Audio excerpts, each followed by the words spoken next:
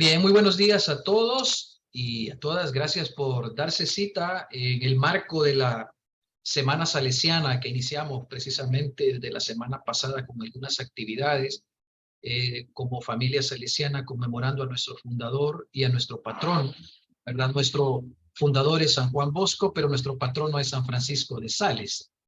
Y dentro de este marco hay un montón de actividades que han servido precisamente para celebrar esta, esta época del año en la cual enero para nosotros como Universidad Salesiana es muy importante. Hemos tenido actividades lúdicas, el sábado pues estuvimos con los exalumnos, con los alumni y con algunas asociaciones estudiantiles en un encuentro muy bonito. Luego también tuvimos otro espacio litúrgico para celebrar a nuestro patrono San Francisco de Sales.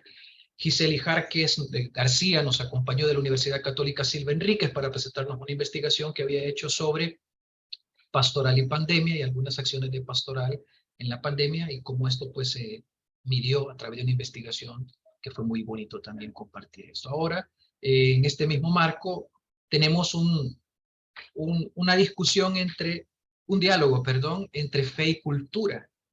Y para ello nos va a acompañar Cristina Díaz de la Cruz, una buena amiga con la que compartimos también en otros escenarios, ¿no? Como es la red de Pastoral Intercontinental de Oducal, donde estamos todos los coordinadores de pastoral. Pero me permito presentar a Cristina, ¿verdad? Díaz de la Cruz. Ella es doctora en Economía y Empresa por la Universidad Pontificia, comillas, en Madrid, España. Es ingeniera industrial superior con mención en organización industrial por la Universidad de Zaragoza de España. Cursó también un máster profesionalizante en negocio energético por el Club Español de la Energía. Es profesora e investigadora del Departamento de Ciencias Empresariales de la Universidad Técnica Particular de Loja en Ecuador y directora general de misiones universitarias de la misma universidad. En los últimos años se ha dedicado a la docencia e investigación, primero en la Universidad Francisco de Vitoria en Madrid, España, posteriormente en la Universidad Pontificia de Comillas, en Madrid, España también, y recientemente en la Universidad Técnica Particular de Loja, en Ecuador. Ha impartido asignaturas de grado y posgrado relacionadas fundamentalmente con comportamiento organizacional, ética empresarial, gestión del talento humano, responsabilidad social corporativa y sostenibilidad. Su ámbito de investigación y publicación giran en torno a la toma de decisiones éticas, el comportamiento organizacional, la cultura organizacional, la doctrina social de la Iglesia y el pensamiento de Fernando Rielo aplicado a la ética empresarial. De más está decir también que Cristina Díaz de la Cruz es una misionera idente, es una religiosa de una comunidad que se dedica precisamente a la evangelización por medio de este diálogo entre fe y cultura, ¿ya? Así que cualquier cosa que o me equivoqué, me corrige, Cristina. Y bueno, pues aquí el plato fuerte eres tú, ¿verdad? La invitada eres tú. Te agradezco en nombre de la Universidad Don Bosco, de nuestro rector, el doctor Mario Rafael Olmos Argueta, salesiano de Don Bosco, de toda nuestra comunidad académica, nuestro consejo académico, por tener la deferencia de compartir con nosotros. Así que bienvenida y te cedo los micrófonos y pues somos todos tuyos. Bienvenida, Cristina. Muchísimas gracias, Roberto. Gracias a todos los que se han esforzado también por conectarse en este momento a esta pequeña charla que vamos a tener y una reflexión que creo que es importante para todos en esos tiempos en que vivimos. Seguramente muchos de ustedes ya han reflexionado sobre estos temas, pero siempre es bueno ver alguna otra perspectiva, un punto de vista que les pueda ayudar también a trasladarlo pues tanto a su vida personal como a su labor pastoral, educativa y, como no, pues como ciudadanos de este mundo en esta era que nos ha tocado vivir. Así que el tema de hoy, como también ha mencionado Roberto, son los desafíos éticos en la era digital y vamos a tratar de poner algunos ejemplos o algunas reflexiones en torno a tres temas: el metaverso, el transhumanismo y la libertad de expresión. Aquí tenemos un pequeño índice de estos mismos puntos que acabo de mencionar. Al inicio voy a explicar un poco la era digital como tal y qué relación puede tener esto con la ética o cuál es el cruce, ¿no?, que produce la era digital con la la toma de decisiones ética y buscaremos una mejor toma de decisiones en este momento. El metaverso, que puede ser como una promesa de un nuevo mundo a nuestro alcance, ya lo vamos a ver. El transhumanismo, que habla de una supuesta mejora del ser humano, también sobre eso vamos a comentar. Y la libertad de expresión, que podríamos decir que quizás sea una falsa ilusión. De todo esto vamos a hablar, así que vamos a ir empezando. En la primera reflexión que quería hacer les decía que íbamos a hablar un poco de lo que es la era digital. La era digital se enmarca dentro de lo que es el contexto de la cuarta revolución industrial. Conocemos la primera revolución industrial, que fue pues, el iniciar con la energía a vapor, por ejemplo, para la industria, transformar la energía mecánica en energía pues, con otro tipo de recursos. Luego hemos pasado a la electrización de la economía con pues, cadenas de montaje, todo el mundo de la sistematización de la producción industrial. Luego llegamos a la tercera revolución, donde empieza a haber pues, el Internet, las telecomunicaciones, la gestión de los datos. Y en la cuarta, que es la que estamos ahora, tenemos una mayor presencia de la gestión masiva de datos, también la inteligencia artificial, el Internet de las cosas. Digamos que se ha vuelto mucho más complejo el mundo de la información y cómo todo esto se aplica a nuestra vida diaria. Bueno, pues en ese contexto de la era digital hay algo muy interesante que tendríamos que relacionar con la ética.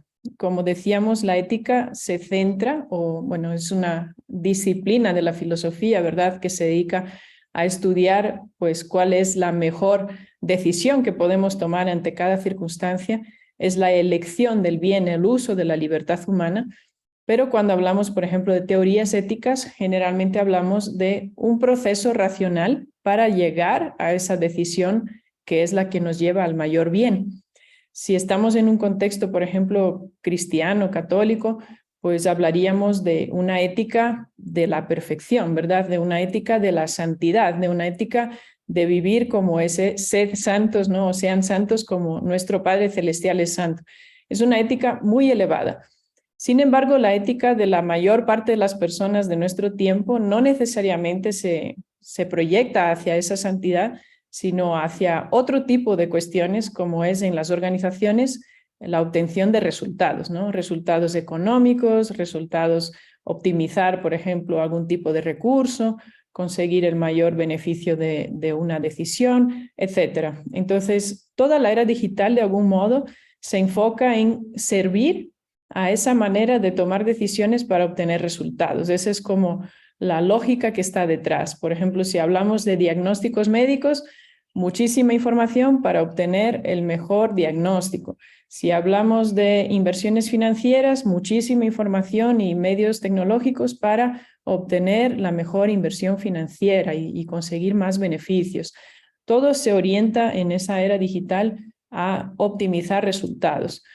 Entonces, ¿qué es lo que ocurre? Empieza a haber algunos choques entre paradigmas o principios éticos más humanos con otros que están enfocados a obtención de resultados y de algún modo, pues algún tipo de beneficio. Ese es el gran marco de la era digital y la ética. Ahora, ¿qué es lo que ocurre? Hay un concepto de la ética que ahora les pondré también una frase de Benedicto XVI, que es la fascinación. O sea, la técnica nos produce fascinación. El hecho de que nosotros podamos decir, mira, en mi mente no cabe mucha información, pero sí en una computadora. Yo no tengo una capacidad de cálculo infinita, pero sí lo puede tener una computadora, no infinito, pero muy elevado.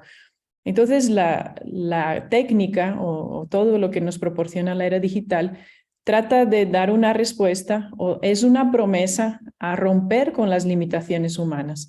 Es decir, vamos a conseguir superar esos límites que porque somos seres finitos, pues no podemos progresar más si no es con esa ayuda. Ahí tenemos entonces una pequeña dicotomía de valores, porque en un primer lado estamos diciendo que todo sirve para obtener más resultados y la mayor capacidad humana para determinados fines. Sin embargo, hay una cuestión de fondo que habría que ya tener presente desde el inicio, y es que la potestad humana, o sea, el poder humano, no necesariamente se mide por sus capacidades cognitivas, no necesariamente se mide por los resultados de sus acciones. hay otro tipo de poder en el ser humano que quizás se está dejando a un lado en esa era digital.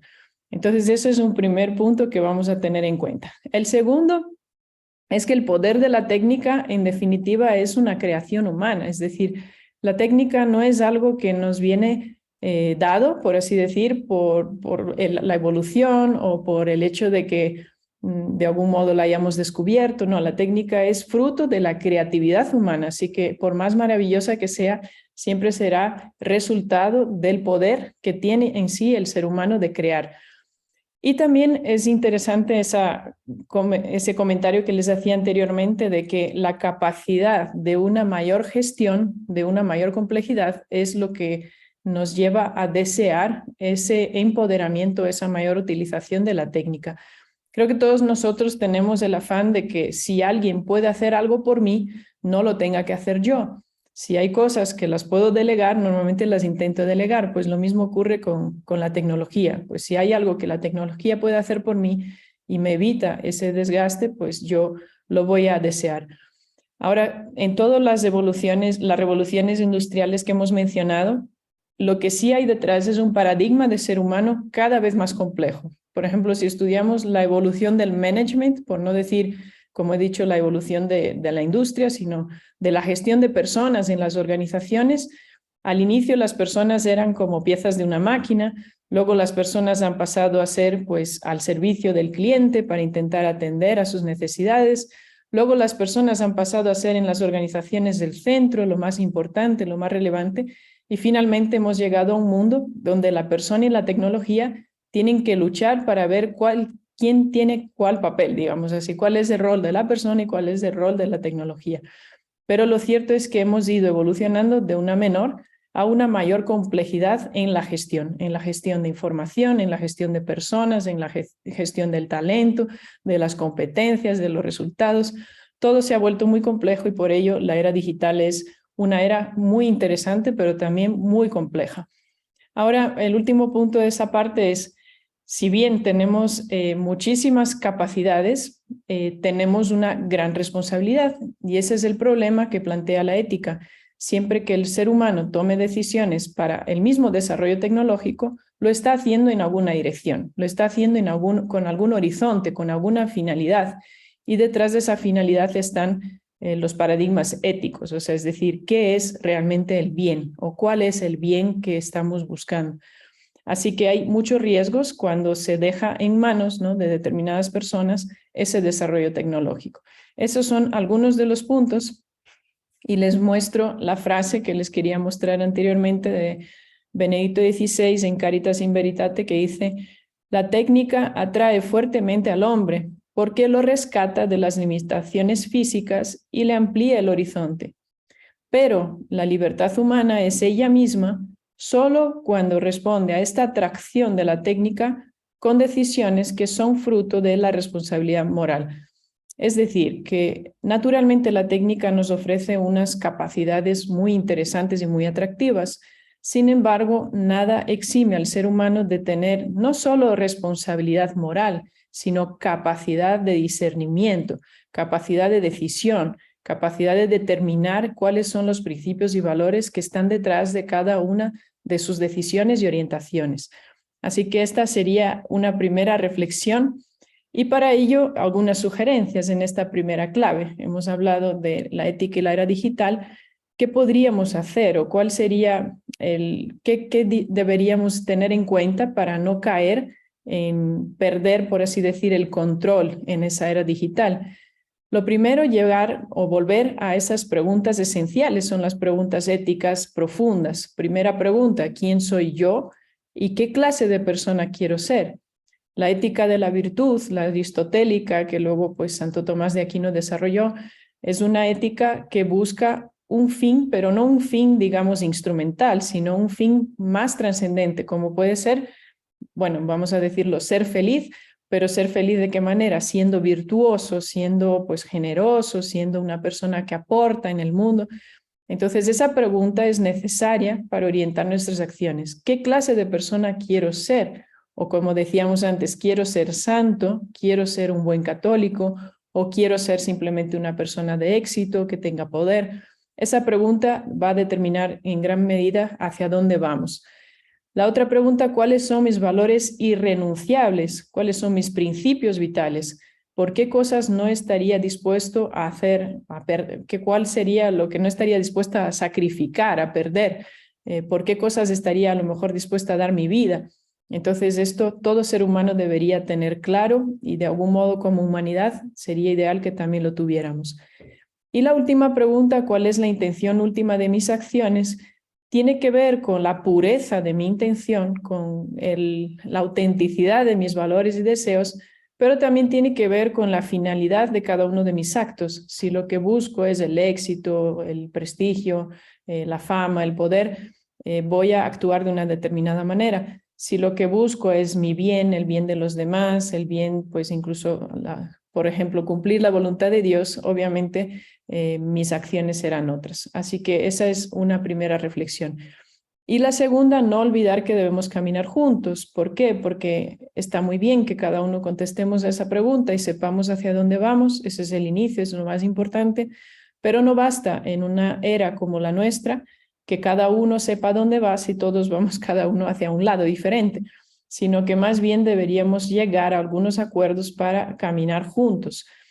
Y aquí es importante tener en cuenta algo que también el Papa Francisco ha señalado mucho en Laudato Si' y Fratelli Tutti, es que el futuro no podría definirse por aquellos que tienen el poder, que es lo que quizás está ocurriendo ahora, quien tiene el dinero, quien tiene el poder, sino por un verdadero bien común, es decir, por algo que solo podemos descubrir caminando juntos.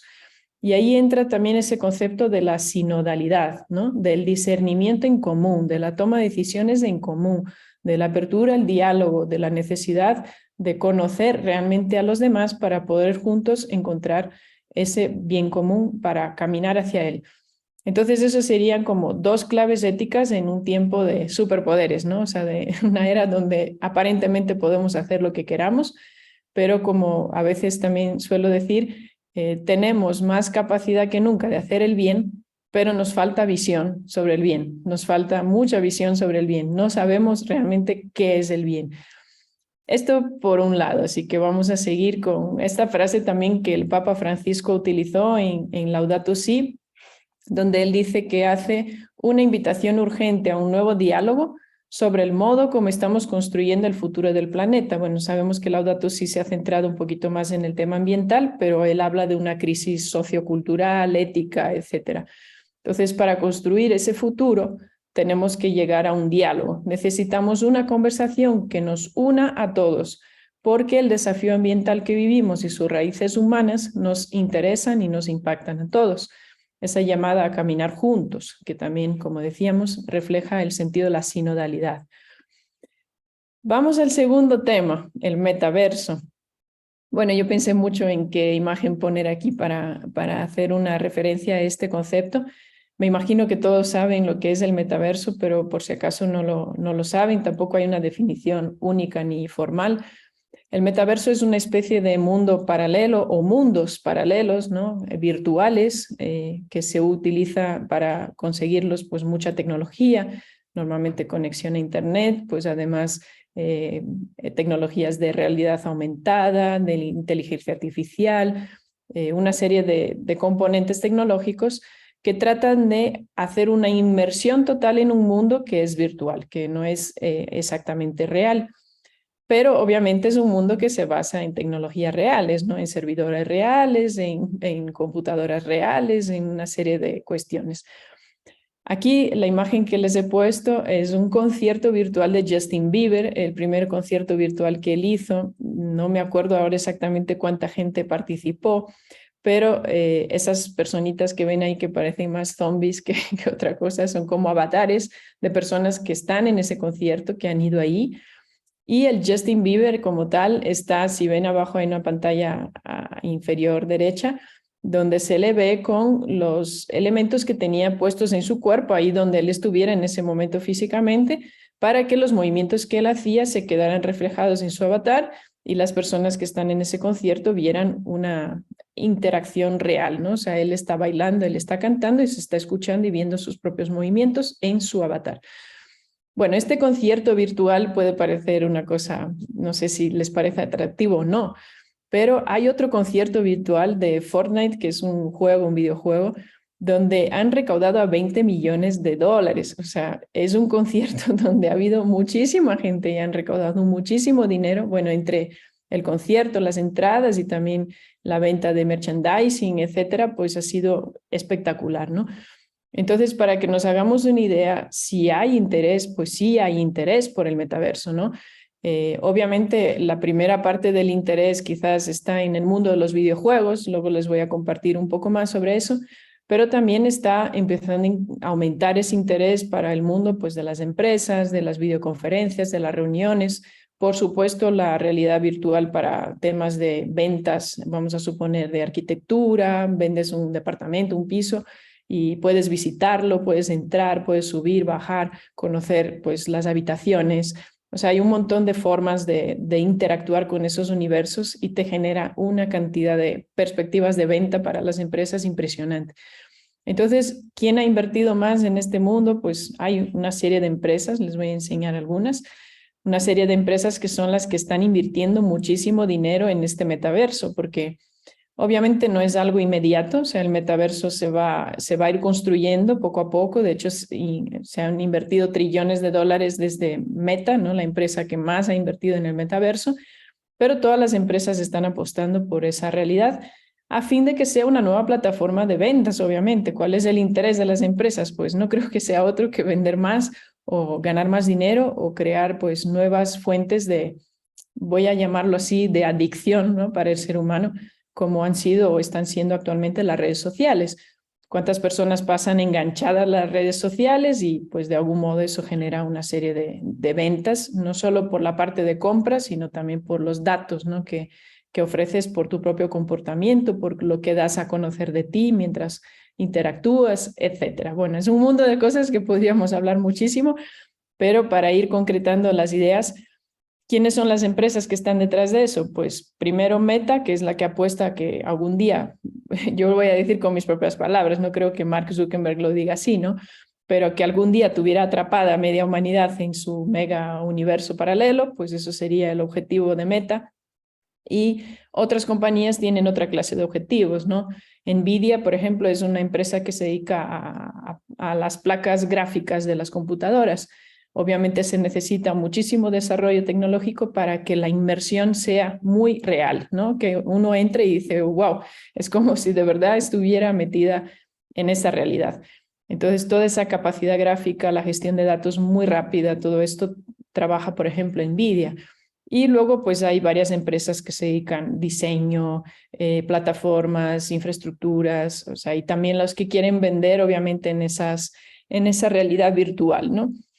Entonces, bueno, hay una serie de interesados y se está invirtiendo mucho dinero. Y si, por ejemplo, los videojuegos ya pueden ser tan atractivos como son hoy en día, obviamente esto va a tener un atractivo, o sea, va a causar un interés que puede generar pues un cambio muy significativo en la forma como hoy nos relacionamos.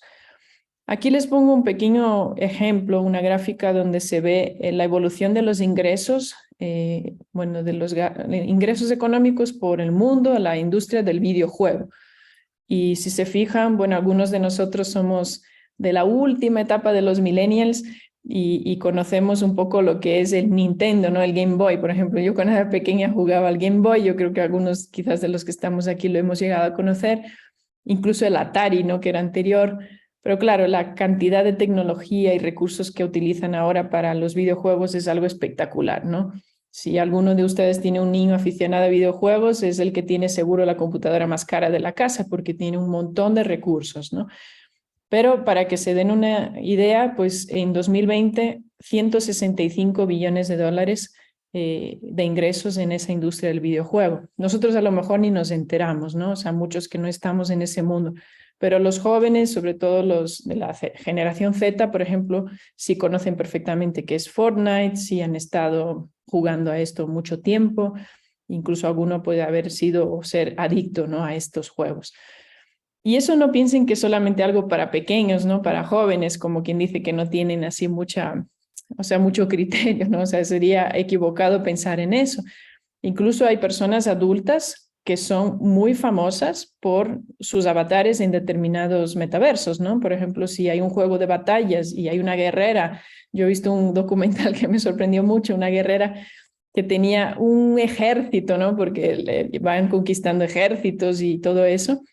Ella tenía tanta fama en ese mundo virtual que si ella hacía una conferencia presencial, o sea, en el mundo real, iban miles y miles de personas.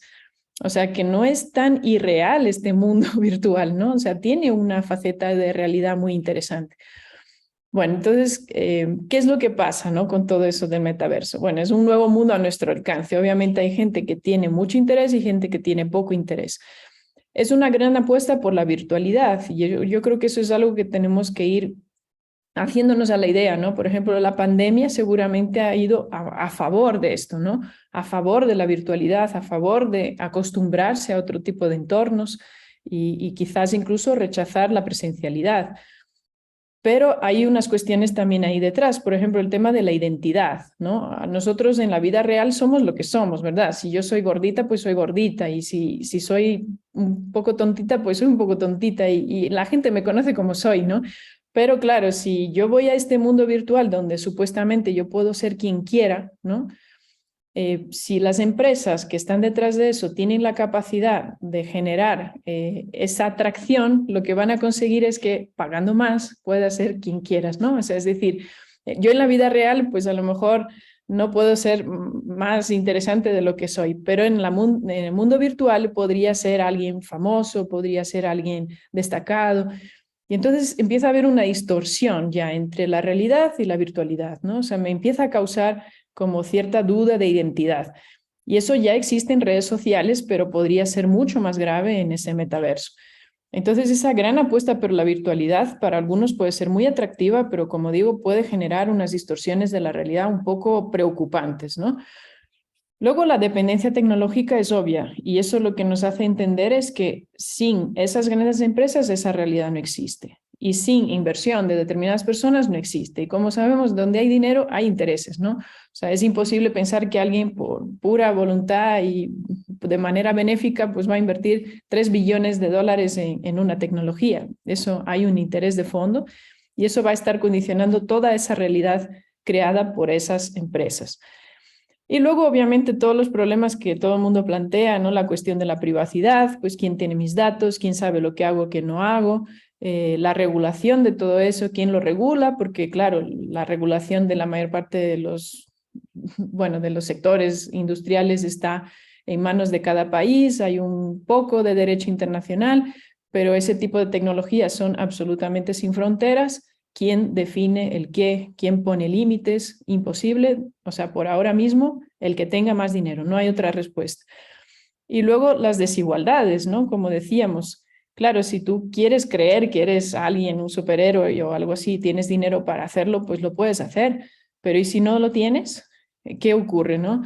Si imagínate que todos tus amigos del colegio, de la universidad son súper increíbles, famosos, populares, y tú pues no eres nadie, porque no tienes los medios a lo mejor, o porque no tienes el tiempo. A lo mejor tienes que trabajar y no puedes estar en las redes, estás haciendo tu avatar que se haga famoso, ¿no? Entonces, toda esa cuestión, obviamente hay que reflexionar sobre ella, ¿no? O sea, no hay como dejarnos como invadir por esas tecnologías sin llegar a tener un criterio sobre cómo manejarlo.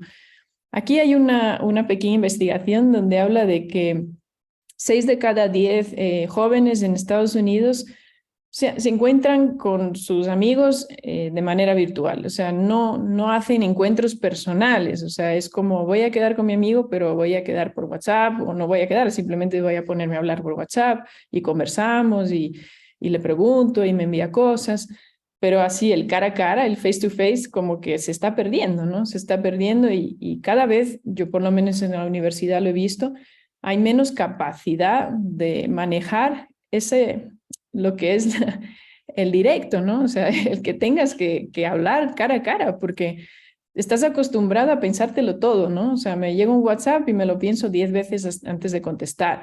O sea, te dicen una cosa y pides consejo a 10 personas y luego reaccionas.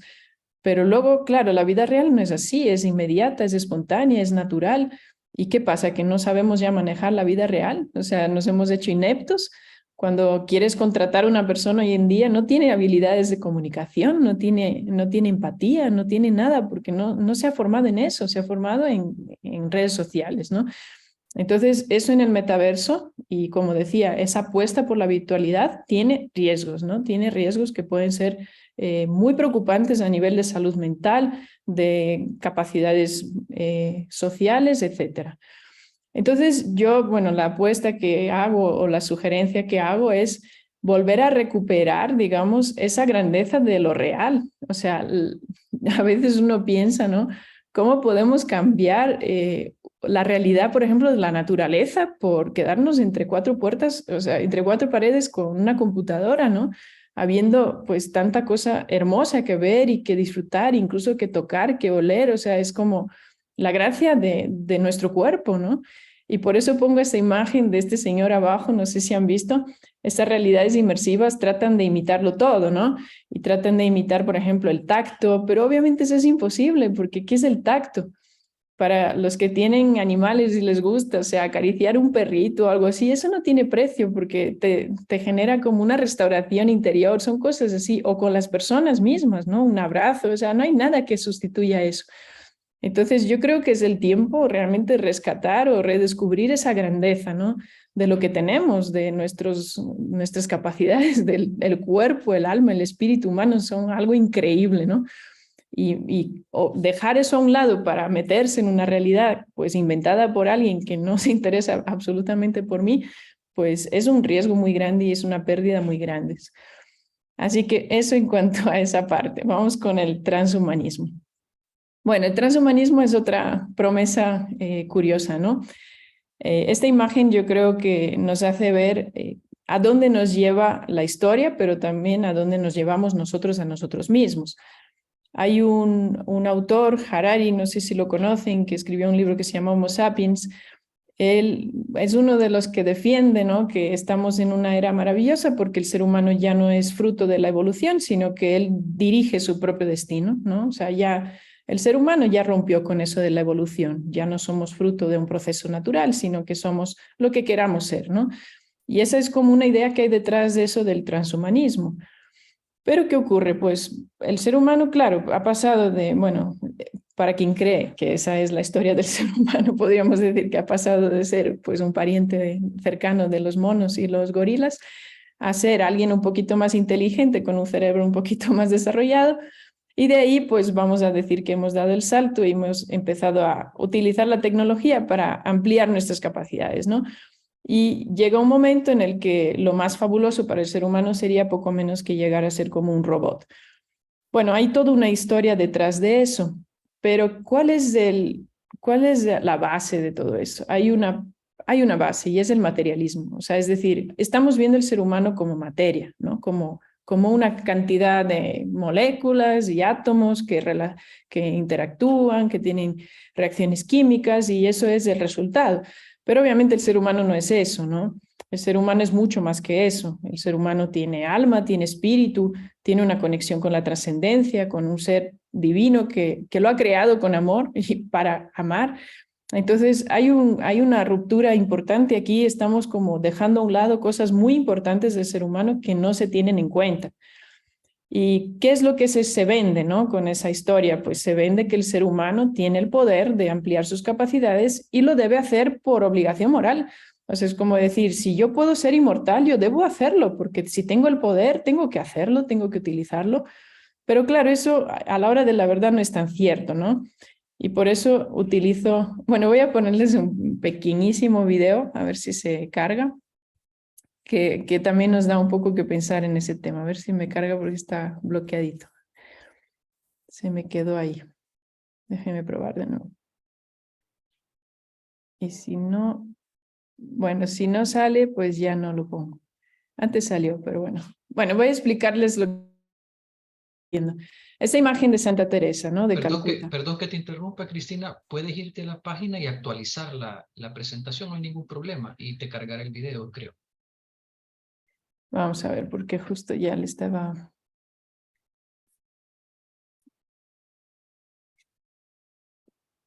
Bueno, el video es súper corto, pero a mí personalmente me da mucho que pensar. Vamos a ver si lo cargamos. Está como que si no se cargara, no sé por qué. No es muy importante de todas formas.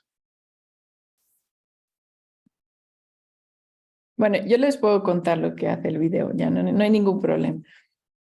Solo que es un poquito gráfico, así me gusta mucho cómo se ve. No sé si han visto la película Matrix, es una película para los jóvenes antigua, ¿no? Para los adultos ya, pues es como si fuera lo último que salió prácticamente. En la película Matrix hay una escena que es la que puse aquí, que no se quiere cargar. Si se carga ya la veremos. Donde Neo, que es el elegido, el Mesías prácticamente de esta película, se encuentra con Trinity y tienen que huir de unos malvados que los persiguen. Y entonces él le mira a ella y le dice, ve un helicóptero y le pregunta, ¿sabes pilotar esto? Y ella, ahí está, ahí está. Vamos a ver si, es muy cortito, vamos a ver si se carga. ¿Sabes pilotarlo? Aún no. Operador. Necesito un curso para pilotar un helicóptero B-212. Date prisa.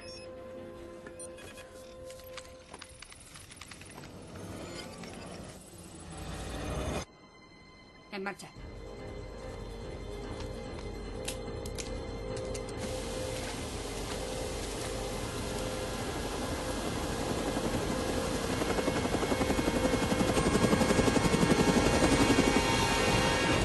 No. Bueno, por lo menos se cargó. ¿Por qué me gusta esa historia cortita? Y luego explico lo de Santa Teresa. Bueno, si se fijan bien, lo que hay detrás es un afán de poder, ¿verdad? O sea, es como decir, yo voy a matar a estos malvados que me están persiguiendo y quiero saber pilotar ese helicóptero ya, ¿no? Y se supone que en esa película pues lo puedes hacer porque tienes un microchip, estás conectado a una máquina y esa máquina te va a meter el software del helicóptero tal, la marca que tú dijiste y vas a salir pilotándolo, ¿no? Esa es como la promesa del transhumanismo. Es como decir, pues si puedes aprender así, ¿por qué vas a leer tanto libro, hacer curso de pilotaje? O sea, ¿para qué vas a perder el tiempo, no? Si la tecnología te lo da todo. Bueno, pues eso es lo que se vende, pero obviamente la realidad no es tan así, ¿no? Y por eso pongo la imagen de Santa Teresa, porque yo digo, tan interesante está esa persona o esas tecnologías o esas empresas en hacer cosas tan fabulosas, ¿por qué no se dedican a cuidar a la gente que pasa hambre? ¿Por qué no les ayudan pues a los que no tienen, pero ni para, no solo para comer, sino no tienen ni un libro?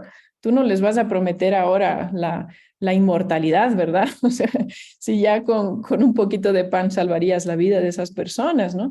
Entonces hay algo ahí que no cuadra, ¿verdad? O sea, es una promesa muy ambiciosa, muy poderosa, muy todo lo que quieras, pero a la realidad esto no responde a lo que el ser humano hoy necesita, ¿no? Que hay personas que quieren ser inmortales, pues bueno, yo sinceramente no quisiera, pero bueno, si quieren serlo, pues que lo sean, si van a ser terribles, ¿no? Unos monstruos, me imagino, pero bueno, si eso es lo que quieren, que lo hagan, pero no me vengan a vender que eso es lo mejor, que es lo máximo, que es la solución a todo, ¿no? Porque obviamente el ser humano no va a superar como tal la evolución por muchas razones y una de ellas que no es que no supere, es que ya se acabó como tal evolución en el ser humano. El ser humano llega como el fin de esa cadena, ¿no? De esa historia. Y aparte no somos fruto de la evolución, somos frutos de una intervención de Dios, ¿no? O sea, Dios nos ha creado y bueno, hemos, claro, venido biológicamente de la evolución, pero nuestro espíritu no es evolutivo, ¿no? Es creado. Entonces, ¿qué es lo que ocurre aquí? Yo les decía, el materialismo es lo que está detrás, ¿no? Yo digo, si el ser humano es materia, todo se justifica. Claro, pues ¿para qué se va a dañar la materia como un carro, ¿no? Si me dura 20, mejor que me dure 2. Pero no se trata de eso, ¿no? El ser humano tiene un destino, tiene una finalidad y la vida esa que estamos aquí no es el fin, no es la finalidad de nuestra existencia. Entonces es inútil, digamos así, ponernos a reflexionar de esta manera. Más bien dediquémonos a curar, ¿no? A salvar, a ayudar a quien sufre. Entonces hay una dicotomía, hay una falacia también detrás de todo eso, ¿no? Entonces, la mal llamada superación de la evolución, pues suena muy poderoso, muy chévere, ¿no? Pero no es real, porque el ser humano no puede manipular lo que le es esencial. O sea, lo esencial del ser humano es su espíritu, y eso nadie lo puede tocar ni hacerlo diferente.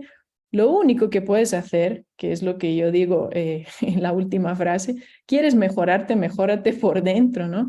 O sea, quieres ser mejor, pues cambia, conviértete, o sea, vive una vida generosa, sé menos egoísta, sé menos envidioso, o sea, eso es mejorar, ¿no?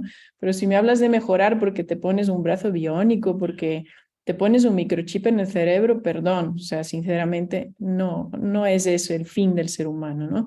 Entonces el transhumanismo, pues como las demás ideas que nos tratan de vender, tiene sus trampas también. Ahora que puedes mejorar, curar, pues obviamente la tecnología debe estar al servicio, ¿no?, del ser humano en ese sentido. Bueno, ahí yo creo que ya he comentado todos esos puntos, la inmortalidad, bueno, todo eso y la paradoja de la mejora sin invertir en quienes más lo necesitan, ¿no? Y que si queremos mejorarnos y si tenemos obligación de mejorarnos en algo es en aquello que nos distingue de lo demás, ¿no? Yo no quiero ser mejor robot que un robot porque yo no soy un robot, yo soy una persona. Un robot es una máquina y yo soy un ser humano, ¿no? Entonces no me compares con un robot porque es otra cosa totalmente diferente. Y ojalá fuéramos más personas que robots. En fin. Bueno, la última, ya voy acabando. La libertad de expresión. Esta imagen me da mucho que pensar también. Quien conoce toda la historia esa, yo no soy súper experta en ese tema, pero es algo que me ha llamado poderosamente la atención, digo. Elon Musk, ¿no? El creador de Tesla, tiene es conocido por varias empresas, ¿no?, que ha hecho. Su última apuesta, así por decirlo de algún modo, ha sido comprar Twitter. Y su historia, ¿no?, su mensaje mesiánico, porque fíjense bien, los grandes empresarios a veces se creen los salvadores del mundo, y yo no digo que no puedan hacer nada bueno, seguro que pueden hacer muchísimo, sobre todo porque tienen mucho dinero, pero a veces el mensaje que te transmiten no es tan coherente, ¿no? Bueno, pues él dice que no, que él viene a comprar Twitter porque él va a defender la libertad de expresión, porque como así, que en Twitter había unas reglas que no se permitía determinados contenidos y eso no es posible, no le parece bien, él lo compra y lo asume. Yo que utilizo Twitter, no sé si les pasa a ustedes, nunca he visto tantos mensajes de Elon Musk en mi vida, o sea, me llegan destacados, favoritos, y yo digo, pero si yo a este señor, sinceramente, no me interesa, o sea, sí, es verdad, yo lo sigo, pero no más que mis amigos o gente que me interesa más, pero aún así me sale por todas partes lo que él dice, ¿no?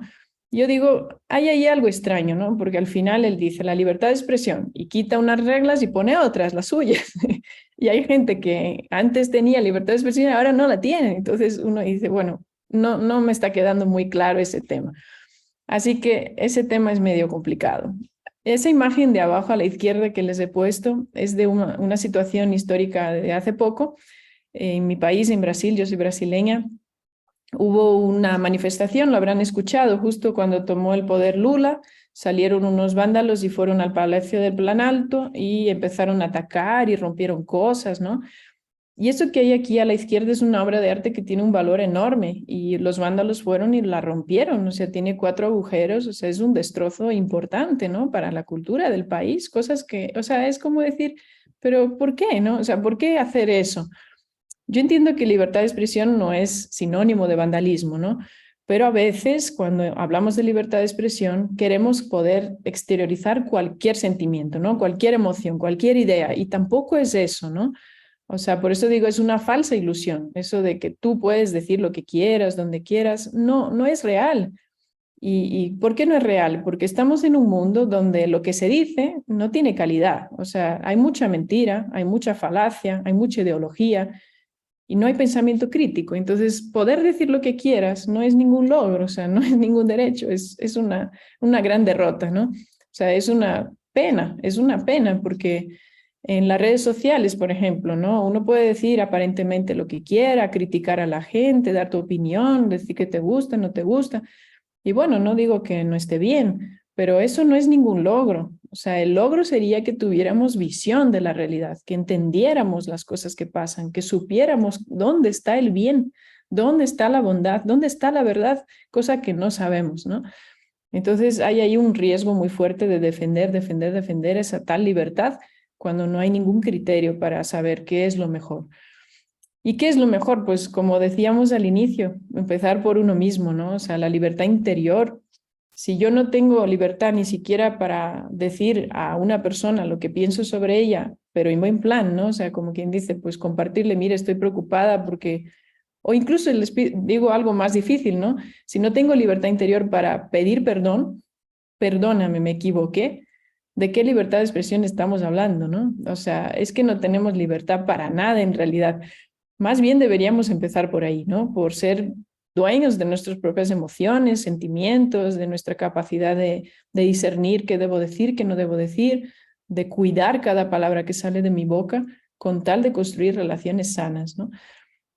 Bueno, y por último, esa parte, ¿no? del espíritu crítico, los valores humanos y la fuerza de voluntad para vencer las dificultades. O sea, no es tanto esperar que me lo den todo hecho, ¿no? La alfombra roja para que yo pase y haga y diga y haga lo que quiera. O sea, no se trata de eso, ¿no? Sino más bien de encontrar mi propio camino y luchar por él. Vengan las barreras que vengan, con la lucha que me toque librar, pues ese es mi camino, ¿no? Y todo eso yendo hacia esa visión también de la vida mucho más trascendente, donde no me lo estoy jugando todo, a lo mejor en, no sé, en un post de Instagram, ¿no? O sea, hay cosas más importantes en la vida y por más que ese momento me parezca muy importante, mi vida es algo mucho más valioso y tengo que aprender a superar quizás algunas cuestiones, ¿no? Bueno, la última creo que diapositiva que tengo es una frase que la quiero un poco explicar, ¿no? Si yo les digo, ¿y cuál es la respuesta a todos esos dilemas? ¿Cuál es la posición del ser humano? Pues es muy sencilla en realidad, ¿no? Vean con claridad, hay dos ofertas, ¿no? Una es sé Dios y la otra es sométete o más que someterte, déjate guiar por Dios, o sea, confía en Dios, ¿no? Que es lo que hacen los niños, confían en alguien más grande que él. O sea, yo no necesito ser Dios, no necesito controlar mi vida, no necesito tener todo el poder, no necesito eso, porque hay alguien que ya lo tiene y me lo quiere dar, o sea, me quiere cuidar. ¿Y para qué quiero ser él si no puedo ser su hijo, ¿no? Y puedo dejarme guiar por él. Entonces, llegar a entrar en el reino de los cielos, o sea, sería como el éxito, ¿no? En la vida del ser humano, su mejor resultado, su mejor meta, es posible si yo estoy consciente de quién soy realmente y no me quiero inventar cosas que no son, o sea, ser quien realmente no soy, sea en redes sociales, en el metaverso, en el transhumanismo, en cualquiera de esas ideas o con ideologías, defender mi verdad para que sea la mía y no importa a quién le guste o no le guste. O sea, si yo renuncio a esto para ser quien auténticamente soy, seré feliz, o sea, seré pero muy feliz y además muy libre y dichoso y además cuando esa vida se acabe, que sí, obviamente tiene sus cruces y es un valle de lágrimas, ¿no? Dice el Magnificat, bueno, la Salve, perdón. Entonces, si yo estoy en un valle de lágrimas, obviamente tengo que algo sufrir, sacrificar, pero esto me va a llevar a un destino que es lo que realmente quiero, lo que deseo, lo que anhelo. Entonces, para llegar a esta finalidad, a este propósito último de nuestras vidas, ¿cuál es la respuesta? Ser nosotros mismos, ¿no? Ser como niños y sobre todo dejarnos inspirar por Dios, porque Él sí tiene la respuesta a muchas de esas preguntas, ¿no? De cómo curar, de cómo encontrar el bien común, de cómo pues aprender a comunicarnos. Todo eso Dios lo tiene y lo puede explicar a cada uno de nosotros. Así que perdonen si me he alargado un poquito y bueno, hasta aquí nos hemos quedado. Muchísimas gracias. Excelente, ¿verdad? Gracias, Cristina. Creo que Cristina se merece un aplauso, ¿verdad? Por lo menos, para ponérselo ahí, porque si no se lo damos así. No, excelente. Muy bien, ahora vamos a una parte interesante, que es la parte del diálogo, la parte crítica. Yo tengo aquí algunas ideas, pero obviamente yo no quisiera, me gustaría que todos, perdón, participáramos, ¿verdad? Y que pudiéramos hacer comentarios, qué derivaciones, qué cosas nos pasan por la mente a raíz de los planteamientos que nos ha hecho Cristina, ¿verdad? Y qué preguntas ustedes tienen o si algo no quedó claro, porque como bien decía Cristina, son temas que están en boga, pero también hay que detenerse a estudiarlos un poco más. Así que pueden hacer sus comentarios, ya sea por el chat o pueden hacerlo también por medio del micrófono, ¿verdad? Así que, pues, les cedo la palabra Y bueno, les escuchamos ahora, ¿verdad? Así que vamos a ver. Vamos con Mayra Pineda. Mayrita, muy bien. Adelante, Mayra. Escuchamos.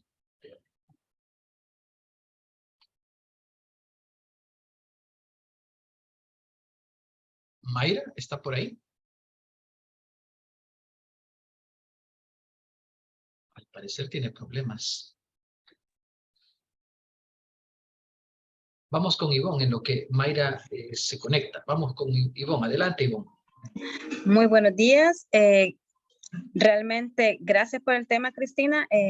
A mí lo único que sí pues, quisiera pues abonar es que en este año que ha sido, por lo menos aquí en El Salvador, bastante presencial las clases de los jóvenes, he escuchado comentarios que les está costando mucho la presencialidad, volverse a activar, a estar frente a frente, lo que usted estaba exponiendo.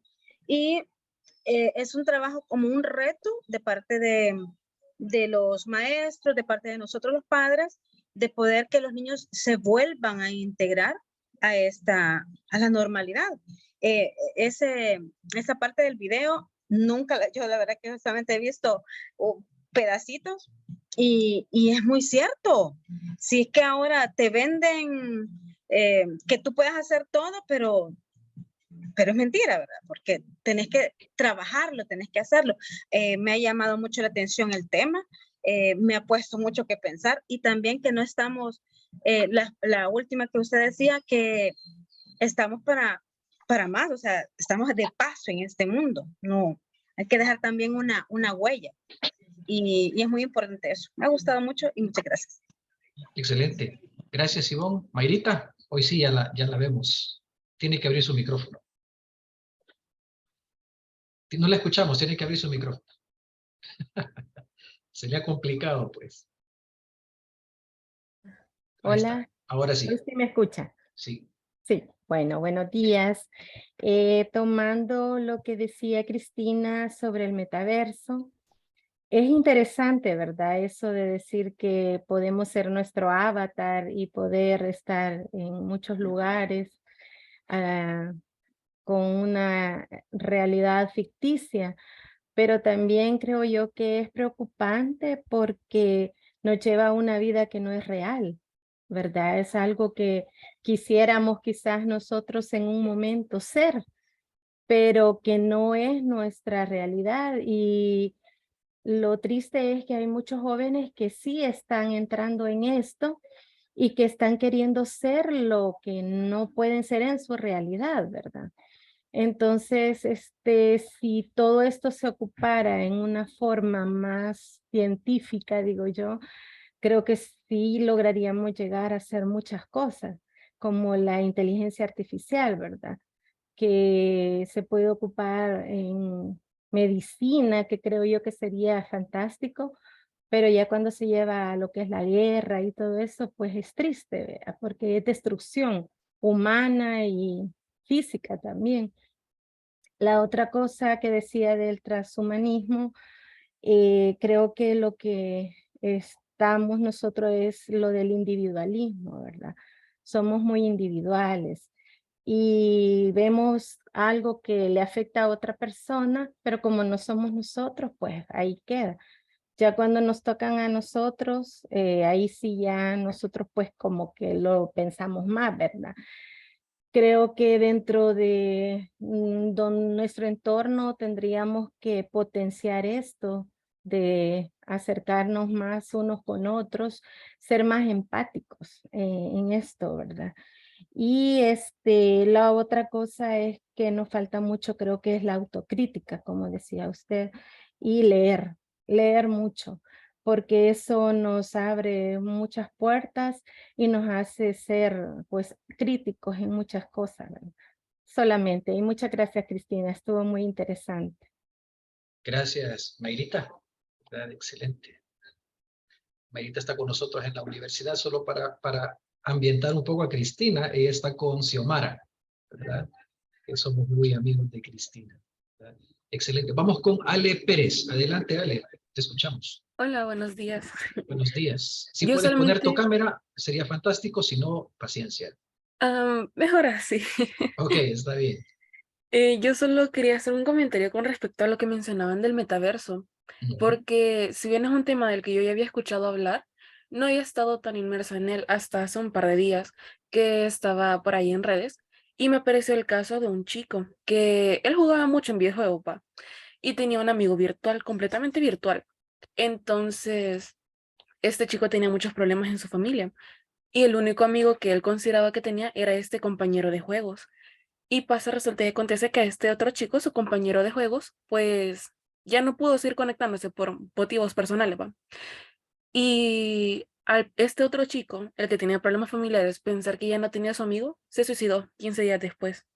Entonces, eso me llevó mucho a pensar en cómo es que hay personas que están tan metidas en esta realidad, como estaban mencionando ustedes y como estaba mencionando la señora Mayra Pineda, cómo hay personas que están tan inmersas en este mundo que se desconectan completamente de la realidad. Y al mismo tiempo quiero retomar un punto que mencionaron sobre el metaverso durante la pandemia, ya que como todos sabemos hubo mucho confinamiento, nadie podía salir, entonces siento que es como algo que tiene, es como las dos caras de una moneda, porque por un lado es muy bueno, ayuda a muchas personas como a liberarse, a hacer nuevas amistades, a, no sé, a conocer nuevos entornos, nuevas realidades, pero por otro lado hay personas que se sumergen mucho en este mundo y al final ya no saben distinguir lo real de lo que no es real, o viven en una fantasía, como mencionaba alguien por allí. Entonces, ese es mi comentario. Gracias por la charla. Estuvo muy bonita. Excelente, Ale. Tú eres estudiante, si no me equivoco, ¿verdad? Sí, correcto. ¿Y de qué asignatura? Estoy en ingeniería industrial, pero vi la charla, el webinar y me llamó la atención. Excelente, muy bien, excelente. Tengo por acá un comentario de Celina Juárez en el chat y nos dice, gracias por explicar lo del metaverso. Y algo que identifico es que incluso en las empresas actuales buscan que nuestros profesionales se formen en ese tema. ¿Cómo orientar para que no perdamos la humanización y encontremos límites hasta dónde llega la frontera? ¿Dónde pierde la finalidad con la tecnología de ayuda al ser humano? Es como una pregunta la que te hacen, como, ¿cómo se prepara para esta realidad y cuáles deberían ser los límites hasta dónde se debe llegar? Bien, bueno, muchas gracias a todos los que han comentado hasta ahora y a Celina por su pregunta. Yo diría que el ser humano tiene, bueno, lo que se suele decir, lo dice Kant, ¿no? Las cosas tienen utilidad y la persona tiene dignidad, ¿no? O sea, es diferente las cosas que las personas. ¿Para qué puede servir el metaverso, las tecnologías y todo? Pues para servir al ser humano, o sea, para como una herramienta, como un instrumento. Lo que no puede ser es sustituirnos, o sea, no sustituye a las personas. Ahora, yo creo que en la mentalidad de la empresa sí debe estar un poco la perspectiva del cliente, ¿no? Por ejemplo, si a mi cliente le ayuda a tener el metaverso, pues démosle metaverso, ¿no? ¿Pero por qué? Porque mi cliente lo único que necesita es enterarse mejor de mi servicio, de mi producto y decidir si compra o no compra. O sea, yo no lo veo mal, no lo veo mal hasta ahí. El problema es cuando todo eso ya se mezcla con valores y principios esenciales de la persona. O sea, no puedes, una cosa es que tú necesites lo material y otra cosa es que seas materialista. O sea, una cosa es que tengas una parte de tu vida pues de ocio, diversión, y otra cosa es que tu vida sea diversión, ocio, o que te preocupes en parte por tu fama, y otra cosa es que tu vida sea tu fama. O sea, es algo que ya, esa es la frontera, ¿no? O sea, lo que tiene una finalidad pues menor, porque es algo necesario, pues práctico, como si quieres comprarte unos zapatos y quieres ver en internet antes de comprarlos, o sea, no pasa nada, pero los zapatos te los vas a poner tú, o sea, por más bonitos que parezcan en internet, si luego no te caben, no te van a servir. Entonces, lo importante es que sirva, ¿no? Que sirva al ser humano y que el ser humano no pierda su norte, porque como personas no nos vamos a llenar con esas cosas, ¿no? O sea, lo que te venden no es real. Ahora, si te sirve para algo, ok, o sea, yo creo que ese es el punto, ¿no? Y también tratar, bueno, muchas empresas lo saben en realidad. Hay algunos que apuestan por toda esa historia de creer que el mundo va a cambiar absolutamente, pero otras saben que al final las personas son lo más importante y que hay que trabajar la empatía, que hay que trabajar los valores Y eso está presente. O sea, son como paradigmas que coexisten ahora mismo. Pero hay que darle más fuerza y más fundamentación a la parte filosófica y sobre todo a quién es el ser humano y para qué está en este mundo. Esa es la parte que hay que trabajar mucho más, porque en el momento que eso quede claro, las otras cosas no son una amenaza, son un instrumento. O sea, van a estar ahí, pero no van a sustituir nada que no se puede sustituir. No sé si me explico bien, pero bueno, esa es mi reflexión. Gracias, Cristina. Tenemos otra pregunta de Charlie. Nos dice, felicidades. ¿Cómo podemos rescatar a nuestra juventud de la virtualidad a una verdadera realidad? Gracias. Bueno, voy a hacer una respuesta poco diplomática. Si no es posible, por las buenas, por las malas. ¿Qué quiero decir con eso? A veces hay que obligarlos. O sea, por ejemplo, llevarlos a un campamento y quitarles los teléfonos. Cosa tan sencilla como esta. Sé que a veces los papás no están de acuerdo, les da miedo, cosas así, pero yo creo que hay que tratar de encontrar, o sea, igual que hay inmersión, ¿no? En medios virtuales tiene que haber inmersión en medios no virtuales, o sea, inmersión en la realidad. Y eso al final, a la larga, les hace mucho bien, les hace muchísimo bien. Yo creo que los que tienen hijos y así, o hermanos pequeños y los llevan pues al parque, vamos a decirlo, les hace mucho bien, ¿no? Entonces, si uno tiene la capacidad de decidir por alguien, si es más joven, pues háganlo.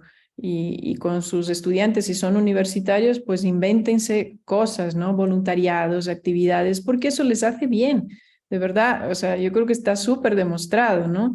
Lamentablemente, no sé en El Salvador, pero en Ecuador y en muchos lugares, el 30% de los jóvenes sufre de depresión o ansiedad. El 30% es un número horrible, es mucho, es muchísimo. Es 1 en cada 3 y a lo mejor los otros 2 mintieron, ¿sabes? Entonces, ¿cuál es la realidad que tenemos hoy? Pues que tenemos personas muy frágiles, pero eso tiene remedio, solo que hay que orientarlos, o sea, hay que guiarlos, hay que dirigirlos y no hay que tener miedo a educar porque llega un momento en el que ya decimos que hagan lo que les dé la gana, pero eso no es bueno. O sea, ellos necesitan líderes, maestros, y les aseguro, cuando encuentran un líder auténtico, lo que más quieren es estar a su lado. O sea, es lo que más quieren, no quieren estar en otras situaciones, ¿no? Entonces, no tengamos miedo de educar y de llevarlos por donde creemos que les va a hacer bien, porque al final nos lo van a agradecer. Me gustó mucho eso de ser poco diplomática, ¿verdad? Excelente. Creo y coincido contigo. Nosotros acá en la Universidad Don Bosco en diciembre hicimos un encuentro, fuimos a una montaña, lo que tú dices, y los mismos jóvenes decían cuánto necesitábamos esto, ¿verdad? Porque es lo real, no es lo palpable, el compartir con los amigos. Por acá tengo otros comentarios y unas preguntas, te las leo, Cristina. Los 4 puntos tocados, perdón, nos dice Daniel, los 4 puntos tocados en esta sesión me encantaron. Son temas no muy comunes, pero que se están viviendo día a día. La libertad de expresión, por más que lo quieran normalizar o que todos puedan decir lo que quieran, es un choque, ya que la realidad de uno no es la de otro y mi filosofía de vida puede ser muy diferente a la de los demás porque somos seres subjetivos. Por lo que la moral, la empatía, en mi caso, Dios y la ética tienen que estar presente en nosotros y no necesariamente imponer con el tema de libre expresión. Muy bonita charla, muchas gracias. Elena Zárate nos dice, buenos días, excelente ponencia, gracias Cristina por compartir estos conocimientos. Creo que estos avances tecnológicos deben invitarnos a nosotros como educadores, padres de familias o profesionales, empaparnos de ellas, darle un uso crítico y luego pedagógico para orientar a nuestra niñez y juventud, para que ellos también hagan un uso crítico, ético y moral de ellos. ¿Qué tips nos puede dar para iniciar la exploración de todas estas herramientas? ¿Cómo incorporar estas herramientas tecnológicas en los procesos educativos, educación básica, superior, grupos juveniles? Una última más. ¿Cómo podemos rescatar a la nueva juventud de todo lo que las redes sociales muestran? Nos dice Jensi. Vamos a ir terminando luego. Está bien. Bueno, en la parte de qué tips para usar estas herramientas, yo creo que hay que acompañar en el contacto con estas herramientas. ¿Y cómo se acompaña? Pues haciendo preguntas esenciales, ¿no? ¿Para qué usas eso? O, por ejemplo, si dices, vas a publicar eso, ¿por qué lo haces? ¿Qué pretendes con esto? ¿Qué quieres mostrar? Porque ellos no se hacen esas preguntas. Yo conozco jóvenes que son encantadores, son lindísimas personas, pero a la hora de mirar sus redes dices, ni siquiera esa es la imagen que transmiten. Transmiten a una persona adulta una imagen mucho peor de lo que en realidad son. O sea, son personas sensibles, auténticas y luego se muestran superficiales, o sea, así como... Entonces, claro, hay que acompañarles, ¿no? Hay que decirles, bueno, hagamos esto, pero ¿para qué? ¿No? Y tratar de hacerles cuestionarse, la metodología socrática, pues hacerles pensar yo creo que es una gran ayuda. Y cómo rescatarles de todo lo que hay en las redes, yo creo que no hay mucho como evitar que tengan ese contacto, ¿no? Lo que habría que hacer es dialogar sobre lo que ven. O sea, preguntarles, ¿no? Si tenemos hijos, educandos, pues preguntar qué opinan de esto, cómo lo ven. Yo, por ejemplo, en clase, yo doy clase de comportamiento organizacional, pero yo siempre saco esos ejemplos, ¿no? Elon Musk, Jeff Bezos, yo digo, ¿qué opinan de lo que hacen, de lo que dicen? Porque es la única forma, o sí, yo qué sé, hasta de Shakira hay que hablar en clase a veces, ¿no? Porque hay que entender por dónde va su forma de razonar, sus pensamientos. Y eso permite que puedas tener una incidencia en esa formación de su carácter, de su responsabilidad moral. O sea, yo creo que de verdad es un lujo para un joven tener una persona que les acompañe. Es un lujo porque lo necesitan. Y no hay que imponer en ese caso mucho, ¿no? Simplemente hay que estar ahí para decirles un poco hasta dónde y si hay que corregir, se corrige. Pero por lo general es más orientar y acompañar. Yo eso es lo que creo que diría. Excelente, muy bien. Una última intervención, si no vamos cerrando esta sesión que creo que ha sido muy rica. Yo cuando le pedí a Cristina que pues, presentara este tema es porque ya lo había escuchado y me pareció cómo lo abordó, ¿verdad? Sobre todo por la consistencia científica y el planteamiento ético. Debo decir, ¿verdad, Cristina, que nos costó ponerle nombre? Porque era algo complicado cómo acercarnos a esta realidad, pero Cristina lo ha hecho pues muy, muy, muy bien, ¿verdad? Agradecemos a todos los que nos han acompañado, nos estuvieron acompañando también de la Pontificia Universidad Católica de Puerto Rico. Saludos a Sor Alejandra, que por ahí también estará, ¿verdad? Entonces, si no hay otras preguntas, me gustaría hacer como una pequeña síntesis de todo lo que tú has planteado y me corriges, Cristina, y me perdonas cualquier herejía que vaya a decir, ¿verdad? Así que primero me gustó muchísimo que tú en la cuestión de la era digital planteabas a lo que Adela Cortina también ya ha mencionado, que son las preguntas fundamentales, y también el padre Mario Pérezón: ¿quién soy yo y qué clase de persona quiero ser? ¿Cuáles son mis valores irrenunciables? ¿Cuál es la intención última de mis acciones? Creo que son preguntas que no son caducas. Estas preguntas se pueden hacer siempre y son preguntas muy profundas. En cuanto al tema del metaverso, me llamaron mucho la atención algunas ideas. Sobre todo me gustó cómo lo definiste, porque yo estaba preguntándome cómo se define el metaverso. Y tú me gustó porque decías que son mundos paralelos que son producto de la tecnología digital. Y ya vimos lo que eso puede tener de bueno y lo que puede tener de malo, como bien lo mencionaba Ale, ¿verdad? En este caso de esta chica, que es algo dramático. Me llamó la atención el dato que mencionaba: 6 de cada 10 jóvenes en Estados Unidos se reúnen de forma virtual. Pero yo lo puedo constatar en las asociaciones. Aquí en la universidad hemos estado trabajando y de repente me dijeron: es que vamos a hacer la reunión virtual. No, no vamos a hacer la reunión. Y lo que tú decías, hay que obligarlos. No, no la vamos a hacer virtual, la vamos a hacer presencial. O sea, hay cosas que necesitamos una planificación estratégica. Algo tan importante, es clave estarnos viendo, poderlo explicar de una manera más precisa. Y me gustó que en esto del metaverso hablaba sobre descubrir y recuperar la riqueza de lo real. Es un momento de descubrir, de redescubrir lo real en un mundo sumamente virtualizado. En cuanto al transhumanismo, mencionabas ideas fundamentales. El ser humano es visto como una materia, moléculas, química que interactúa, ¿no? Pero somos algo más. Estamos creados por Dios, como tú bien lo habías planteado, hacia la trascendencia, hacer algo más. Yo realmente, voy a confesar, voy a cumplir 50 años y realmente yo no soportaría vivir 100 años más. Es decir, sería terrible. Nunca estaba pensamiento, pero muchos tienen esa visión, ¿no?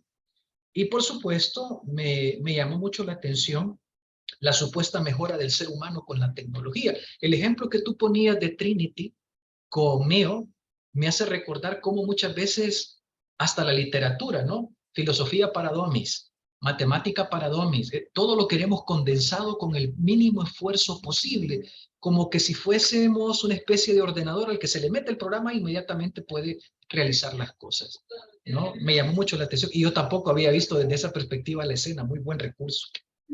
Y bueno, finalmente, ¿verdad? Me llamaba lo que decías tú, la paradoja de la mejora si se invirtiera en los más vulnerables, ¿no? Está bien la mejora, pero ¿cómo ayudamos a los más desfavorecidos de la sociedad? O sea, porque tampoco se trata de crear una superélite. Si hay una élite, lo peor que nos podría pasar es crear una superélite. Y finalmente, entraste en un terreno, yo soy comunicador, la libertad de expresión. Y coincido plenamente contigo, es un espejismo. No puede ser libertad de expresión decir lo que se me antoja, y mucho menos sin criterio y sin fundamento. Cierro mi intervención con una idea de Humberto Eco, seguramente tú lo leíste. En el 2016 dijo algo que en las redes sociales, precisamente en Twitter y todas estas, lo crucificaron, cuando dijo que asistíamos a la época de los imbéciles. Así fue el título de su intervención en el periódico La Estampa en el 2016, porque decía, hoy estamos a merced de muchas personas que dicen cualquier tontería en las redes sociales y que antes eran inofensivos en un bar, pero ahora lo dicen en redes sociales y tiene el mismo peso que el premio Nobel, ¿no?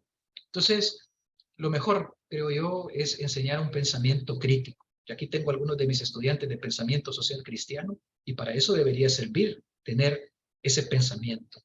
Así que, pues nada más agradecerte, Cristina. Sé que pasas muy ocupada, ¿verdad? Precisamente todos en esto, ¿verdad? Del ámbito de la pastoral tan rico. Gracias por tu fineza, tu deferencia de hacer este espacio, ¿no? Esta hora y media para compartir con nosotros, ¿verdad? Así que, pues te cedo para unas palabras finales. Ok, Roberto, muchísimas gracias por la invitación y a todos por el interés también. Y bueno, como siempre, gracias a Dios, ¿no? Por estar aquí, por tener vida, por poder hablar de la vida y de Él. Y yo creo que si quisiera dejarles un mensaje es que sean muy felices con lo que tenemos, porque tenemos muchísimo, ¿no? Y yo creo que el don de poder incluso predicar el Evangelio, hablar de Dios, aunque sea de formas diferentes, yo creo que es ya motivo suficiente para vivir. Así que les animo a que sigan adelante y que aprovechen mucho toda la inspiración que Dios les haya dado para que puedan hacer que dé mucho fruto. Muchísimas gracias también por la invitación.